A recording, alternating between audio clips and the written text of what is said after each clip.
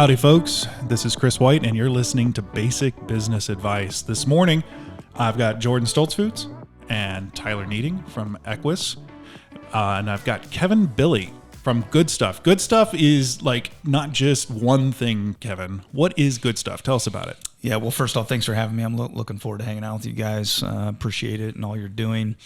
Good Stuff. So the podcast, Good Stuff with Kevin, is one entity of it. And then I'm also doing some leadership coaching, a lot of one-on-ones, and then some small group exercises as well. 20 hours a week now with Berlin Gardens here locally. Oh, awesome. As their development of leadership. And then, just a couple other clients, and then doing some speaking as well. So, yeah, a little bit of everything. And you got a podcast that now has like dozens and dozens and dozens of interviews of leaders from all across the board, especially focused in the sports arena. Correct. Because your background comes from sports. Tell us about that. Yeah, I mean, I grew up just playing a lot of sports, I guess, and then focused on basketball. Played in college, went overseas and played. Came back and got into coaching right away. I was a graduate assistant for a year. I was an assistant coach then at another school for a year, and then I was a head coach at 25 years old and thought I knew everything and knew nothing. And so did that for around 20 years. Also some athletic director experience as well. And I was going through a transition of just trying to figure out what was next. And I just really, I love impacting or adding value to people. I don't want to get too long-winded, but I was up at the Boston Celtics training camp in October of 18. No big deal. After Name drop. Yeah, sorry. Well, but this is where it happened. Literally, like I'm up there, and I text Coach Stevens and asked him to come up, and I just looked at it from a different perspective because I knew I wasn't coaching for the first time in 20 years that winter, and I'm watching leadership and culture, but it was just like a moment where it's like, okay, this is pretty cool. I probably take this for granted. I'm sitting at Boston Celtics, and it's like, what can I do when I come home? Started a new job in the business world as a GM, and then COVID hit. And everything like that Tyler and you guys are doing here, I have no idea how to do that stuff, but I can talk. So it's like, I've been a lot of places. I have a lot of connections. Let's hop on and let's just start doing it. You know, we didn't know what we were doing, but we just started. And luckily I was surrounded by two younger guys that are really good at all that stuff, and away we went. I mean, who was going to say no to you over COVID? Like, hey, Chris, do you want to come on this podcast? Yeah. No, I can't. Man, that's a mean guy. You know, like, we know you're not doing no one's anything. going anywhere. Yeah, right. So you don't have anything to do. Exactly. So it was perfect timing. I mean, literally, like the first week we did one every day, like Monday through Friday, yep. And I'm like, whoa, we can't do this. And then we went like 2 a week for like the next 2 or 3 weeks. I'm like, can't do this. You know, it just.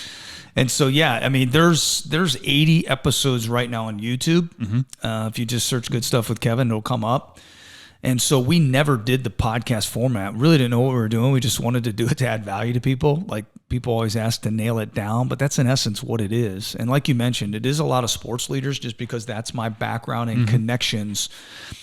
But I think it's very applicable to any style of leadership. I think it's easily transferable to certain roles. And then it just started to become more like Mark Batterson, you know, the pastor at the massive church in D.C., or, 5 or 6 of these mental performance coaches, and then some different sports. And then I'd go to some different events because I connected with people, and it just kind of took off. And so now everything, we are in the process slowly of moving it over to podcast format. I think there's 26 or 27 in there, but that takes some time to unload those. So that's kind of where we're at right now. Well, you just did a very cool podcast, and one that'll be uploaded here very soon at GapCon a couple weeks ago. You had a panel that I was really excited about hearing from, and you got a chance to ask them some good questions about team building and leadership. Where do you find yourself focusing when you're wanting to have these conversations? Is it teams? Is it leadership? Is it self-improvement? Where are you finding yourself wanting to focus in these conversations? Yeah, that's hard for me to answer because I can never settle on one thing. But I would tell you that I am very big on resiliency, handling adversity, handling failure, how you bounce back from some of those things. I think that's a mainstay. If there's one question that I'd love to ask is what's the failure in your life? I want to know about it, and what did it teach you? I guess that's 2 questions, right? But I think that's probably a big thing. But I think probably in each episode we're hitting on the stuff. It's centered around leadership. But I'm more concerned maybe about the mistakes and screw ups that you have, and just being vulnerable to those, authentic about them. But we're going to touch on culture, we're going to touch on teamwork, and just kind of see where some of those conversations go. I think it's a variety of things, but really if I had to nail down one that I'm big on, it is that resiliency. That's awesome. That's, we've had so many very cool people on to talk during this podcast. And one of the things that I find is most interesting is when we do get to talk about what didn't work. That is in those moments, those people who bounce back from that, often that's not the moment they remember badly. They remember it as this created the opportunity for me to move forward.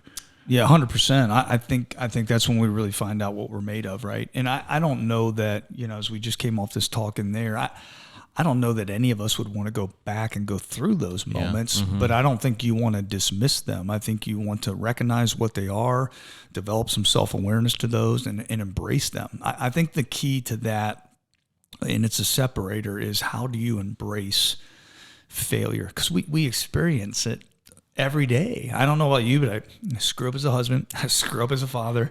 I'm making mistakes all the time, but you can get knocked down, but don't get knocked out, And I guess when I was younger, I would just get right back up and I'd just run into the wall. Well, now I stay down a little bit and try to assess and try to figure some things out. Now when I walk, now when I get up, I find out there's a door there and I walk through it. So that's some wisdom too, and getting a little bit better at some of that stuff. But it's always evolving. One of my favorite people to talk to, and I've cited him a couple of times, Jim Smucker, who's the CEO president of Keim. During COVID, he had just moved into the community, and they were talking about what was happening. And he had just taken on this new role at the third largest single location lumberyard in the nation that has foot traffic all the time, and now no foot traffic. And he was sharing with us, I think, Jordan, that was all the way back when we were still doing these on Zoom. That's right. And he said, don't waste a good crisis. It's great. Don't waste that time, because this is the opportunity that you just wouldn't have been presented with otherwise to make whatever you want out of that. Like, I think that's a great word, Chris. Is like, do you look at things as a problem or do you look at them as an opportunity? And I think that's a perspective or mindset that a lot of people don't have, because it's woe me, it's negative thinking, it's all those other things, and living in that world. And I think it's just, you got to stop that. You got to cut it off. Positive self-talk, connecting with others, whatever it might be, and just understanding truly what it is and what it's not. So let's shift gears here a minute, because before we got started, I asked you, I said, what's top of mind? Like, where are you at right now in your headspace as you're doing all the speaking and engaging in local businesses and coaching and all of this? You said connection. What does that mean? Well, I think first and foremost, leaders are not literally connecting with the things that they need to be doing on a consistent basis. They're not pouring into themselves. They're quote unquote busy all the time. They've got all these things on their plate, and they're not taking the time to do whatever those are. And I think you need to start there. I think taking care of yourself is extremely important, because I don't know how you can take care of others or pour into others with an empty cup, as I mentioned in that talk earlier today. And so you have to recognize, as we mentioned, a cold shower is for me, it's not for Jordan. But Jordan's going to go and do that workout and everything that he does, and that's not for me, and that's okay. You don't want to compare that. You want to find out what it is that works for you, and you want to invest in it one day at a time. And then I think just overall, it's easy for me to say, as we were joking about introverts, extroverts. I still think, though, there has to be some type of connection into your life to where you're sharpening yourself to some degree. And I think you can choose what that is, and you can even limit it to a little bit. You might be a little different how you go about that, Chris, than I do, because I know that I need it. Like, that's one of the things that fills me up.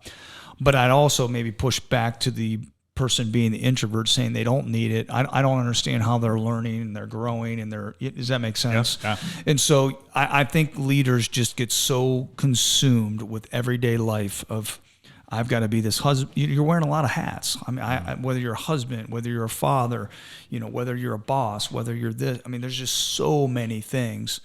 But whatever it is, you still have to focus on you throughout the course of your days, each day, one day at a time, and finding out those things. What I love about this is that you and I are both sitting here with kids in high school, older kids. We've got two guys here who are literally in their first year of parenting. Yeah. Look how tired they look. I wasn't going to say anything. Oh man. But it reminds me hearing the conversations that they're having, because you've been there. 100%. You know, babies take. They don't know how to give. They don't, other than the cuddles and the love that you get, they don't give back into your life. They don't add energy to your life. And so many people who have started new endeavors or they're out in business, they're in the same boat. That business, that entity, that team, you're pouring. Correct. You're dumping into that over and over. And the expectation that it's going to give back to you in that first couple years is just unrealistic. Right. And so, these two sitting here going, yeah, my kid's just taking, take. She's cute though. That's, See, that's the benefit of it. Businesses aren't cute. But I think the thing that you're saying there is, I think a key word that I'm recognizing is expectations. So let's just look at my role as a husband. I'm going to go home tonight. I'm going to have expectations of my wife, whatever those are. I expect her to cook dinner. I expect her to connect with me, sit down and have a conversation about the day and ask about how this went. And if that doesn't happen, or back it up yet, I haven't communicated that with her, and then it doesn't happen, there's conflict. You know what I mean? And so I think in these businesses, or for you individually, you have to set what these expectations are. And then they need to be communicated, and they need to be their simplicity and clarity. Like those two things, I think, really resonate with people, but they're ongoing, right? Especially the clarity part. And what may be clear to you with me saying that right now may not be clear to me. We really need to hone in. And I think that's developed through this connection. So it's like the example we just talked about was, hey, here's your job description, you're hired, and then, a year later is your annual review. Well, how well does that really work with somebody feeling valued and appreciated and understood at work? I just don't think that's the way to go. As a supervisor, manager, however you want to label it, what have you built in? What are the systems that you have within your structure, workplace, that you're connecting with people, or that they know? How many times do you hear open door policy? Well, I used to say that when I was a young coach. Nobody was coming in, and the door was open. So who was that on? So I think it's creating these systems. And hey, Chris, we're going to connect every 2 weeks, and you may never talk about work. And I think you're going to truly value that over time, is that I'm more concerned about you as a individual and a person than I am because you're running my social media or you're doing this job or whatever it might be. And so I think people are just missing the boat on that by just doing it without a plan or without a structure, without a system, as I would say, and then they're not really, I don't know how genuine it is sometimes either. And so I think the more authentic it is, the better off you are. What I love about that is if you're in a phase of business like these guys are with their kids right now, it feels like you're wasting time if you're not doing something, moving it forward towards an ROI. How is that bottom line being met? How are you paying the bills? How are you doing what has to happen?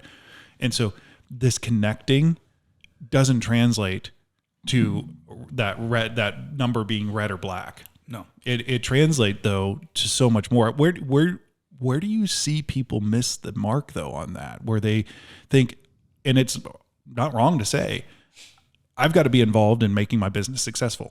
I've got to make money, because not only do I have to be able to pay the bills, I've got to pay these people. How do you see them missing that mark of investing long-term in their team by connecting? Yeah, I think it's kind of, Jordan and I were just talking in there, if you don't mind me, kind of talking about what you had mentioned. I don't know what you're going to say, but yeah, let's go for it. Well, it's just like I'm doing work and I'm focused on this one thing, and all of a sudden baby distracts me. Yep. And now I become upset because now I got to focus on the baby, and it takes me away from what I was doing, right? Yes, rather than like, hey, I'm going to be present. I'm going to enjoy this moment with my daughter right now, and I'm not going to worry about this because it's there. And I would also go back then to does that make sense what I'm saying? Like, I think just being present and focused on that. And then I think it's a mindset, Chris, of just understanding everything is a process. I mean, it just does not happen in a day. It doesn't happen in a month. It doesn't happen in a year. And even now, like, you guys have a phenomenal business that you've taken. There's a lot of blood, sweat, and tears in this, but if you just get comfortable, if you just get complacent, things are going to change here in the next month, 6 months, and year. And so I think it just comes down sometimes too to how individuals are wired, and understanding that, and ultimately surrounding yourself with great people. Like I use the example of Berlin Gardens all the time. I mean, Sam is as good as anybody, is maybe the best I've ever been around. He just has a great deal of intentionality of pouring into his people. Sam will provide the building, the resources, everything first. And then, once the people have that and they're comfortable in that environment, then he'll do the other things, which is kind of backwards to some people because they want to do it. Hey, you need to do this, this, and this, and this before you get this building, before you get these resources, before whatever it is. And so I think it just comes from a servant mindset and having a heart where you just want to pour into those people all the time. And what I see then, Chris, is that it's people don't want to leave. You pour into them, they pour back. It's just like a cycle. It's a circle that just goes round and round and round. And so I think it's just people taking the time and being intentional about it. So I know I'm not leaving a lot of room for Jordan and Tyler. So guys, jump in if you have any questions. But I want to lean into then what you just said, and from your perspective of being head coach and working with teams, how does pouring into people improve performance? How does that work? And I don't care if you talk about it from a coaching perspective and the team experience you had or the businesses you plugged into, but how does that improve? Yeah, I think that's a great question. I think as I mentioned to you also in there earlier today, I think it's just leaders understanding first and foremost, who are they? What's it like to be on the other side of you? What are you good at? Where are your blind spots? If they can develop that self-awareness and constantly understand who they are and pour into themselves to make themselves the best version they can be, doesn't mean they're perfect, doesn't mean they're going to get it right all the time. But then I think that allows them to deal with their people a lot better. We were talking a little bit before you got in here, with me, it was a struggle probably coming out of coaching. I had a lot of early success. I was a good player. We were on winning teams. I was a head coach at 25 years old. Now, there's some very positive things that I still take away from those experiences, but then also that was a deterrent to me in terms of I've arrived. I know everything. My ego was pretty big. I wanted to fit in this room. And so I think, having somebody to break those things down to and having an awareness of that, I think that's what ultimately then benefits everybody else. Does that answer your question? Yeah. I was wondering, have you seen teams improve performance-wise after changing the mindset and 100%. pouring in? I'll tell a quick story, and it's not to applaud myself, but the one thing Sam will tell me at Berlin Gardens is if you have nothing to do, go walk around, connect with people. And it's great. Like I told my wife, it's like they've seen the president. You come and they want to talk about the Browns, or they just want to talk. And I went up one time to an unnamed location on site, and there was an old Amish guy. He's probably 75 years old. He's been there, a long time and been working forever. And he said, I don't know what you do here, because the leader of that place, we have one-on-ones. And it had been 5-6 months. He's like, I don't know all what you do here, but I just want you to know it's working. and obviously that feels really good, right? Yeah. But it's because the leader there embraced it. I think that's probably the other thing, is that you're open to it. Some of the places that I've gone out and I've been with, it's like I might shoot Jordan a text and say, hey, 2 days from now, we got our one-on-one. What do you want to talk about? Is there anything on your mind? Or, Jordan has a choice to how he's going to respond to that. Some places that I've been, and probably more places, I got nothing, just whatever you want. That tells me a lot, or we're talking about the same things over and over and over again. I have no problem sharing. Like when I go to a place like Berlin Gardens, every time I send a text, I have a reply. There's people I think that are in, I'm going to take a second here if you don't mind, 3 buckets when it comes to this. It's not a right or wrong. Bucket 3 is me and you guys. I want to learn. I want to grow. I'll read this book. I'll go to this conference. I'll do whatever it takes. Just let me know. Bucket 1's the complete opposite. And there's a lot of bucket 1s there, and they're some of the best workers. Hey, I'm going to sit at this sewing machine all day. It would drive me insane. But they're some of the best. But I'm not going to read. I'm not going to go to this. And then 2's somewhere in the middle. And what I've discovered, Chris, is when I go into this world, I have to be 1s and 2s drain me. And can you squeeze the 2 to maybe get to a 3? Because the 1's probably not coming. They're pretty set in their ways. But it's when you're around these threes, they embrace it. You can pour into them, and then once again, they return, then pour into others. And I think you see that it just changes everything. Jordan, Tyler, I've asked tons of questions here. Man, I'm just sitting here kind of absorbing all this. Baby brain is a good I excuse. don't even know where to take all this right now. Because I'll keep going if you guys don't have another question. Absolutely. I'm struggling with I was just going to say, how do you, so I am like a person who I feel like there are times where I am super in that zone of functioning highly, and I feel like I can't be stopped. And then there are other times where like I'm in this space right now where I feel like I need to rewire how I think, because I can't get up in the morning.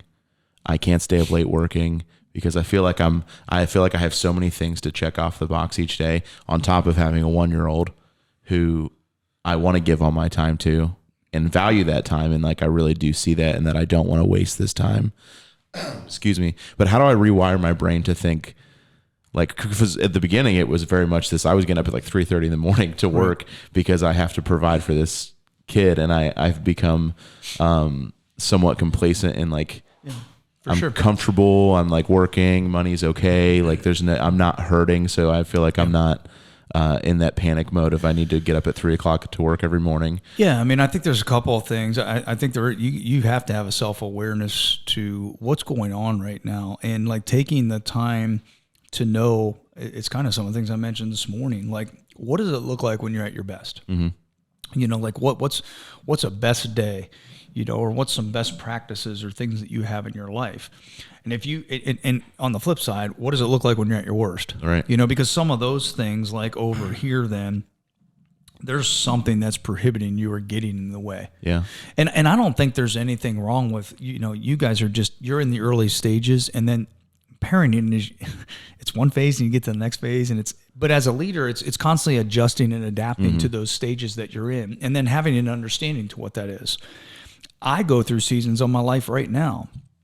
August and September, first 2 weeks of October this year, was like nothing I've ever experienced before. We have a 15 and 13-year-old boy, and we have a 7-year-old boy. The two oldest were in golf. Monday to Thursday, from 3 till 8 or 9, done. Now, I made that choice, but I have to have an awareness going into that season. This is what's on my plate. Now, I can react to that, or I can plan accordingly for that. Yeah. Correct? I mean, so you're either going to be reactive or proactive. And it sounds like, you know, in these early stages, you have a tendency to want to be more reactive, right? And so I think you need to find ways to, hey, this is what I control. This is what I don't control. This is when I'm at my best. This is when I'm at my worst. You know, so I got to make sure that I'm doing these things and trying to do them consistently. That's why I would go back to habits. So every day, like for me, I have a daily bucket, I have a weekly bucket, I have a monthly bucket, I have a quarterly bucket, and I have a yearly bucket. And I'm putting things in those buckets. That kind of relieves me a little bit to know that, hey, I can put this out here a month from now, because I'm good at saying no.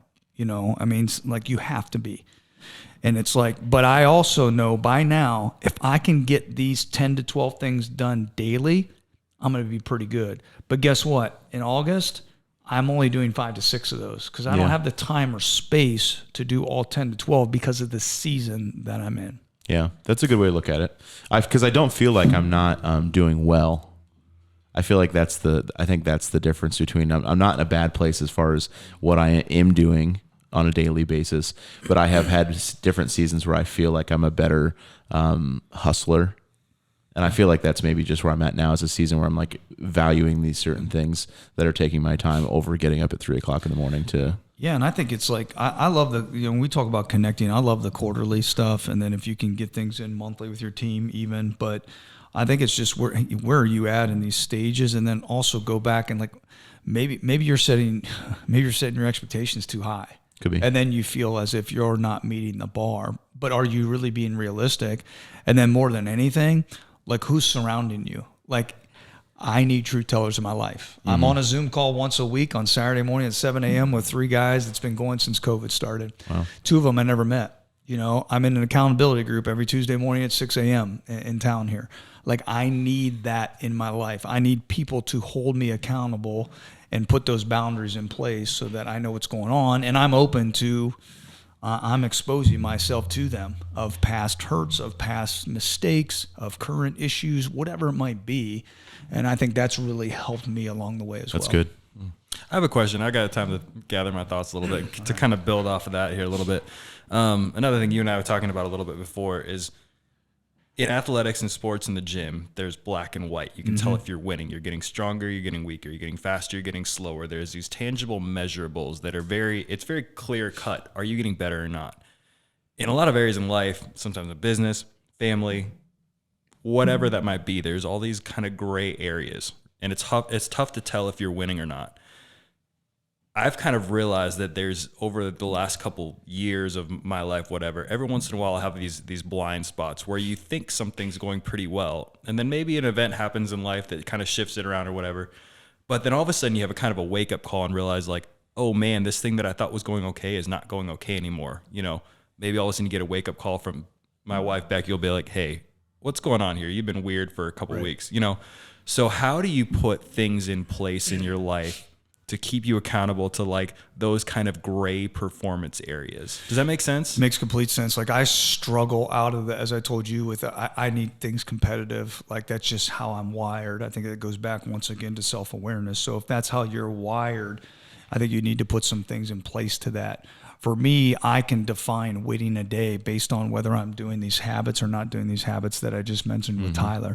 Like, if you were to ask me, Jordan, right now, I'm 45 years old, and you said, Kevin, define success, I'm going to give you an answer that was different than 2 years ago, 5 years ago, 10, 20 years ago. And for me, to your point, I'm just trying to win the day. You know, I'm trying to stay present. I'm trying to stay locked in. And ultimately, like, I think the other thing for me that I found out too is when I pour into other people, you know, that is very rewarding to me. You know, that's just, that fills me up like no other. But, you know, okay, I'm trying to win today. I've set these things in place.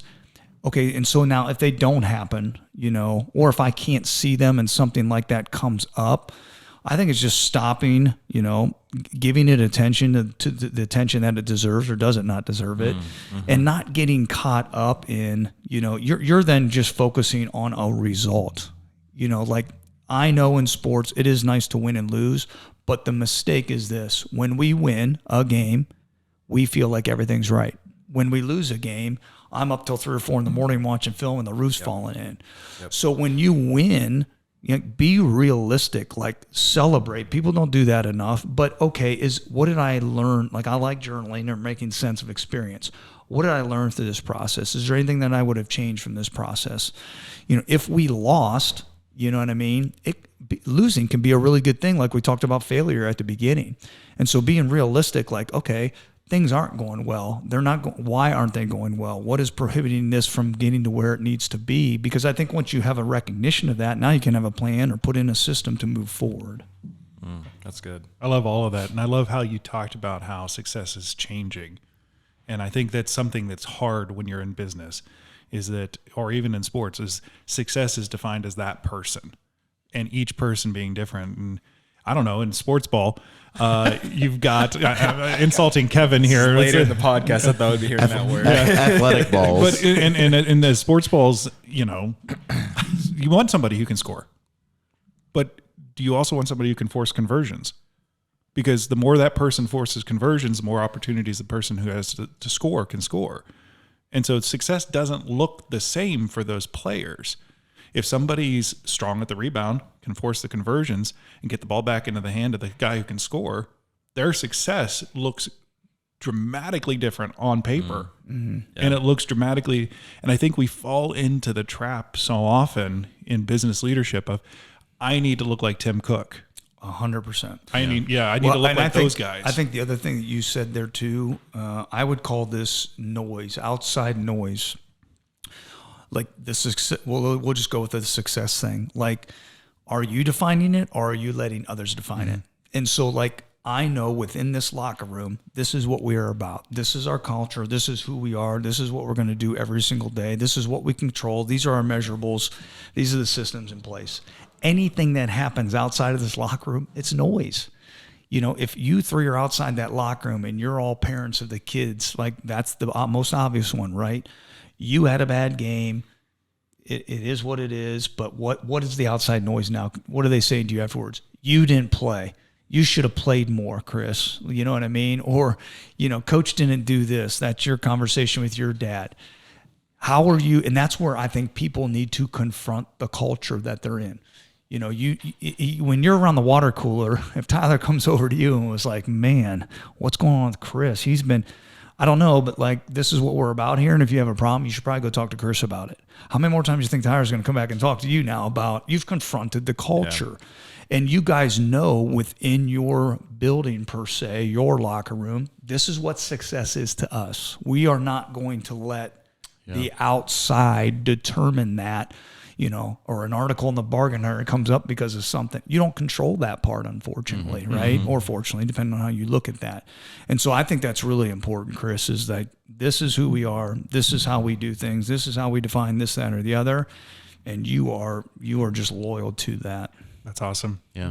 Well, this has been a great talk, Kevin. Where can people find you if they want to follow up more on what you're doing? Yeah, I'm on social media, Facebook, Instagram, Twitter, at Coach Bille, and that's Bille. That's not with a Y or an I. It's a little sensitive there. No.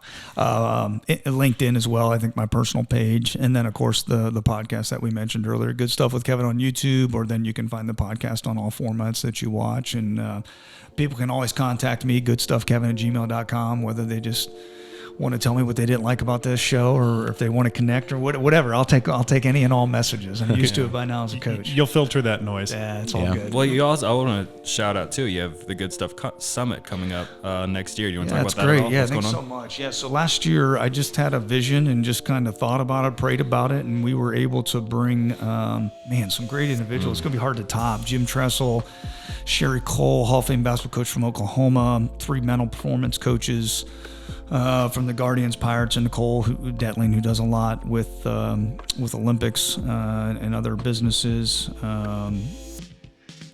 Tony DeCenzo was there. E plus R equals O. Mike Galena, who's local in All Care. He's the best. He'll be the MC as long as I let him. But yeah, that's going to be May 5th.